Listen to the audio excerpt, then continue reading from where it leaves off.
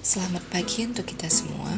Perkenalkan, nama saya Osiali Tesalonika Napitupulu dengan nomor induk mahasiswa 202475700088. Pada kesempatan kali ini, saya akan memaparkan seminar pendidikan profesi guru. Identifikasi diri. Yang pertama, visi pribadi untuk pendidikan Indonesia, yakni mewujudkan sistem pendidikan yang berpusat pada peserta didik dengan pendekatan fleksibel, menyenangkan, dan sesuai dengan kebutuhan mereka. Saya percaya bahwa setiap peserta didik memiliki potensi yang unik, sehingga penting untuk mendorong pengembangan keterampilan abad ke-21 seperti berpikir kritis, komunikasi, kolaborasi, dan kreativitas. Selain itu, saya ingin mengintegrasikan teknologi ke dalam pembelajaran agar proses belajar menjadi lebih menarik, interaktif, dan relevan dengan perkembangan zaman tanpa meninggalkan nilai-nilai budaya bangsa. Dengan visi ini, saya berharap dapat ikut berkontribusi dalam menciptakan pendidikan di Indonesia yang lebih inklusif dan bermakna. Yang kedua, visi pribadi sebagai calon guru, yakni menjadi pendidik yang profesional, inspiratif, dan berdedikasi tinggi dalam menciptakan lingkungan belajar yang nyaman, menyenangkan, dan mendukung perkembangan setiap peserta didik. Saya ingin menjadi sosok guru yang tidak hanya mentransfer pengetahuan, tetapi juga mampu membimbing, memotivasi, dan membantu peserta didik dalam menggali serta mengembangkan potensi terbaik mereka. Saya meyakini bahwa pembelajaran harus berpusat pada peserta didik dengan pendekatan yang fleksibel dan disesuaikan dengan kebutuhan, minat, dan gaya belajar mereka. Saya juga berkomitmen untuk memanfaatkan teknologi dalam pembelajaran agar dapat menciptakan suasana belajar yang relevan dan menarik sesuai perkembangan zaman. Kesiapan saya sebagai calon guru, yang pertama mengikuti PPG sebagai langkah profesionalisasi, yang kedua menguasai strategi pembelajaran aktif, inovatif, dan berdiferensiasi, yang ketiga terampil menggunakan teknologi dalam pembelajaran, yang keempat aktif membangun kolaborasi dengan rekan sejawat dan komunitas pendidikan, dan yang kelima komitmen terhadap pembelajaran sepanjang hayat. Hasil refleksi pengalaman belajar selama saya mengikuti program PPG.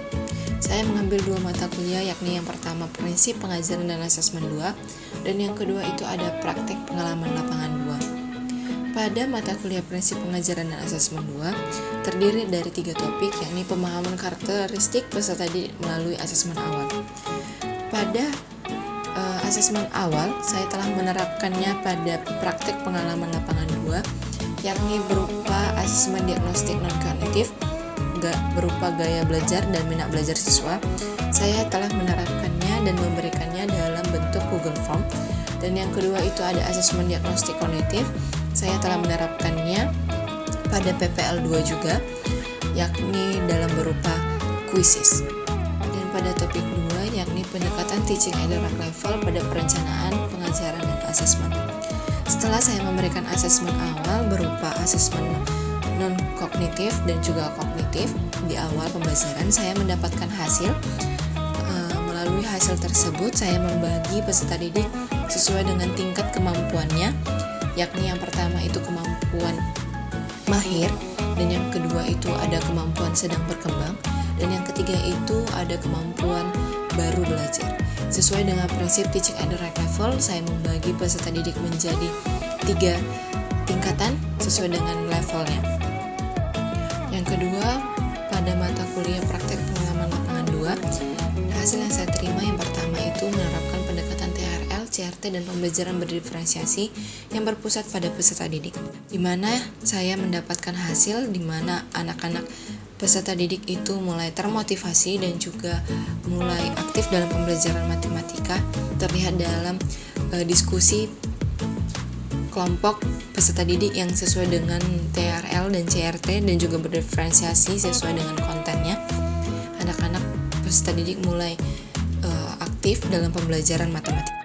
Dan yang kedua, mengasah keterampilan manajemen kelas dan komunikasi untuk menciptakan pembelajaran yang aktif dan kondusif. Di sini saya banyak belajar bahwa komunikasi itu sangat penting terhadap peserta didik dan juga rekan sejawat.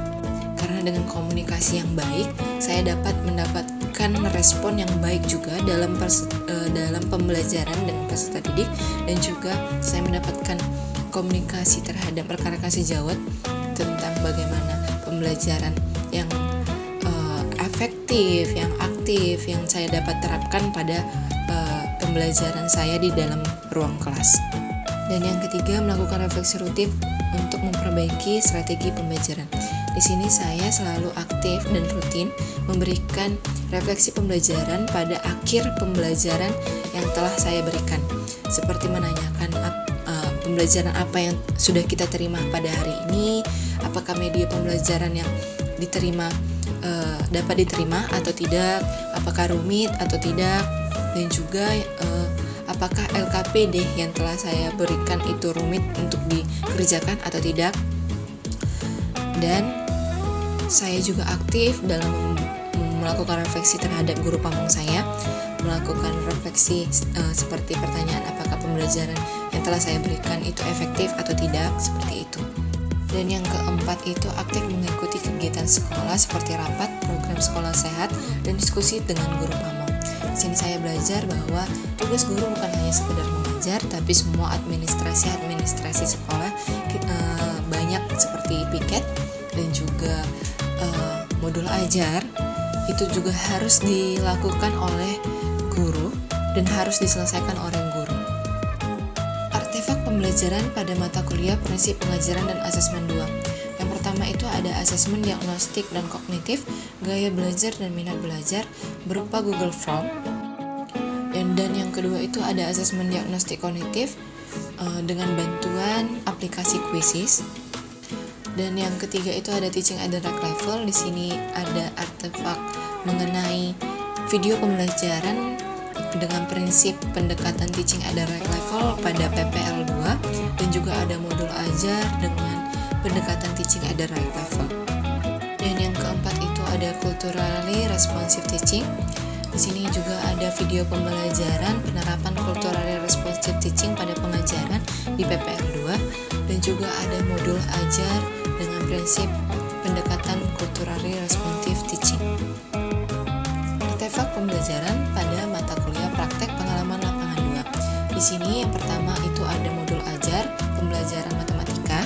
Di sini ada 2 subtopik yakni statistika pada frekuensi relatif dan juga pada subtopik histogram. Dan yang kedua itu ada modul pembelajaran peluang.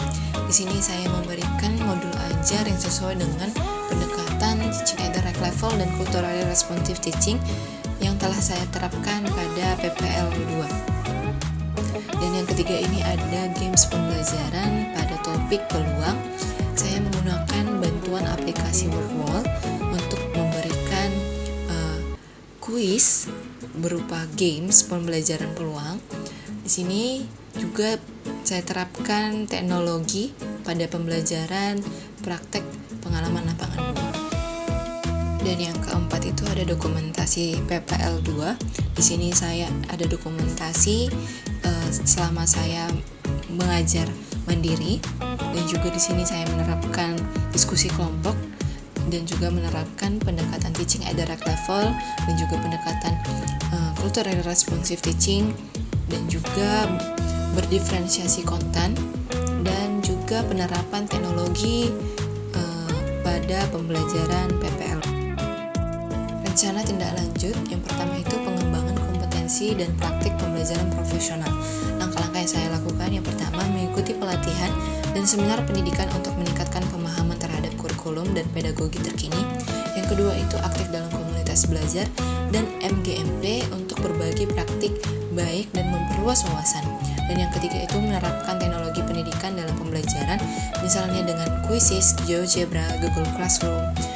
Dan yang keempat itu merancang pembelajaran aktif dan bermakna dengan memperhatikan kebutuhan, latar belakang, dan gaya belajar siswa.